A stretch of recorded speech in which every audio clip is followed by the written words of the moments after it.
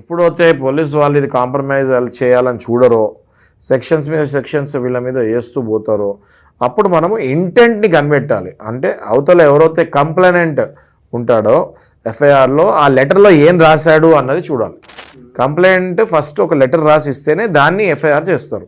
ఆ complaint letter, ఆ FIR copy, ఆ రెండు పట్టుకొని మంచి అడ్వకేట్ దగ్గరికి వెళ్తే ఆ అడ్వకేట్ మిమ్మల్ని మీకు గైడ్ చేసేది ఒకటి ఉంటుంది. అది హైకోర్టుకి వెళ్ళి ఈ కేసుని ఫస్ట్ క్వాష్ కిందకి కన్వర్ట్ చేస్తారు. అంటే ఇది అసలు అందులో అన్ని కూడా డబ్బుల వ్యవహారం ఉంది, ఇది సివిల్ కిందకి వస్తుంది, ఇది క్రిమినల్ కానే కాదు అని క్వాష్ చేస్తారు.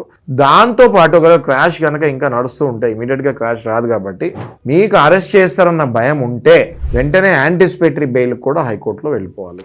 ఒక పక్కన యాంటిసిపేటరీ బెయిల్, ఒక పక్కన క్వాష్, రెండు కేసెస్ మనం హైకోర్టులో వేసుకుంటే క్వాష్ వచ్చేలోపు మిమ్మల్ని అరెస్ట్ చేస్తారన్న భయం ఉండకూడదు కాబట్టి యాంటిసిపేటరీకి మనం వెళ్ళిపోవాలి.